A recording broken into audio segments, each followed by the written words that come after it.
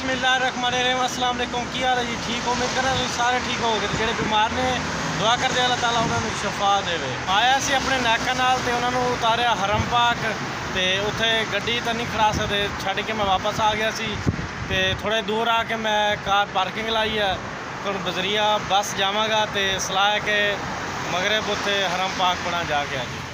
हाँ जी वीवर इस तो अगे नहीं जा सकते क्योंकि एक तो मैं आया लेट है तो दूसरी गल ये कि एहराम नहीं बनया। एहराम की हालत होवांगे तो हरम पाक की जी मेन जगह उत्थे जा सकते, नहीं तो उत्थे नहीं जा सकते। चलो जी तो बाहर ही नमाज पढ़ने तो वापस। अच्छा जी मैं बिल्कुल करीब है जी टावर कलाक दे ते अज मैं गौर किया कि यदा जो टाइम है सूइयां ने बिल्कुल सही टाइम दसदियां ने।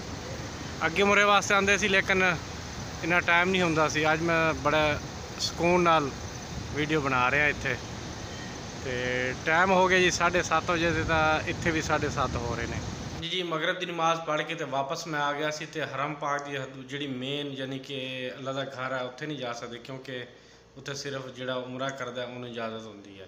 उतली मंजिल तो जा सकते सी लेकिन मैं हो गया सी लेट, इस वास्ते मैं नहीं जा सकिया ते बस मुश्किल वजू किया तो नमाज अदा की तो वापस आ गया। मैं इतने करते हैं दी वीडियो का एंड। उम्मीद करना दी वीडियो अच्छी लगी, अगर अच्छी लगी तो मेरे चैनल को सब्सक्राइब करो। तो मैंने दो इजाज़त अगली वीडियो तक। अल्लाह हाफिज़।